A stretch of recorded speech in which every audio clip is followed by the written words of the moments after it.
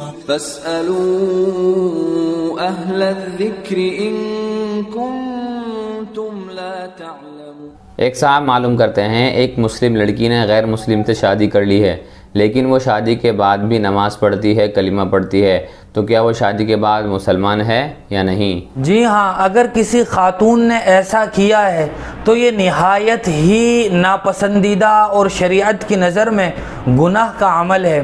لیکن اگر کوئی خاتون کسی غیر مسلم کے ساتھ رہنے کے باوجود بھی مذہب اسلام پر باقی ہے، اس نے کسی شرکیہ عمل کا ارتکاب نہیں کیا، اپنی زبان سے بھی کوئی اس نے ایسا کلمہ ادا نہیں کیا جو آدمی کو اسلام سے خارج کر دیتا ہے، تو وہ